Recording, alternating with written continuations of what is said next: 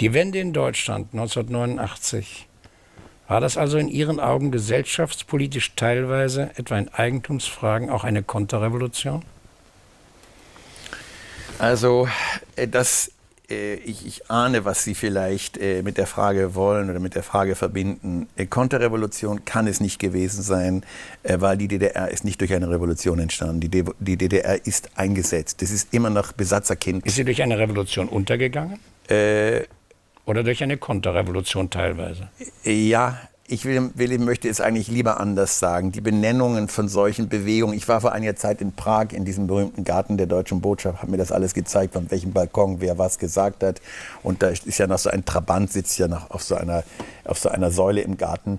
Also ich habe mir das alles angeguckt, das ist schon Geschichte und das ist auch Bewegung, das ist keine Frage. Ob es Revolution ist, ob die Ziele dieser Leute, die damals das gemacht haben, die ja jetzt inzwischen fast zur Randgruppe geworden sind, diese Träumer, die das auch sozusagen artikuliert haben, wo sich das fokussiert hat, dieses Bestreben, die sind ja fast verschwunden. Da mag etwas drin gewesen sein von Revolte, von artikulierten Widerstand, aber das Problem ist ja wahrscheinlich, dass man die DDR abkassiert hat, dass sie übernommen wurde.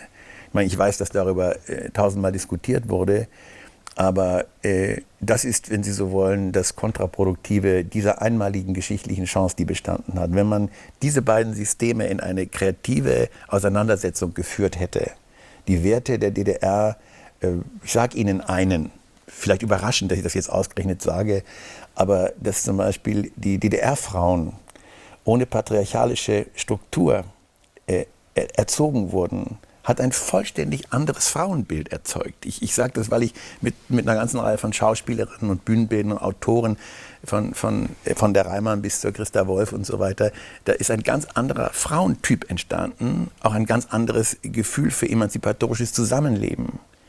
Und dass das alles, oder in meinem Beruf, die Schauspielausbildung, die Theaterqualität, das ist ja alles in irgendeiner Weise ist das abkassiert worden und war gar nichts mehr, war schuldig, war missglückt.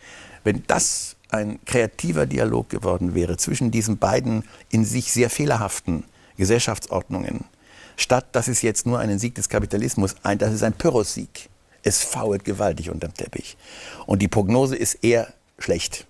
Die Arbeitslosenzahlen, eine PDS, die sich manchmal an den etwas spießigeren Werten der DDR orientiert, also am Rotkäppchen-Sekt statt an den wirklichen Qualitäten und dadurch manchmal einen etwas sehr trostlosen Eindruck macht.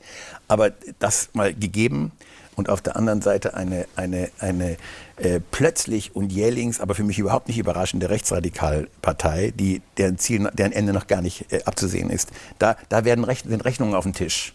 Und das hätte ein historisch einmaliger, kreativer Dialog werden können. Vielleicht gelingt er im Theater. Im Theater haben wir neue Mauern, vielleicht kann man im BE, vielleicht bin ich sogar dafür halbwegs richtig, als jemand, der die DDR auch immer wahrgenommen hat, auch das Theater der DDR, da was zusammenzuführen. Aber diese Chance haben wir vertan. Der Theatermacher Peymann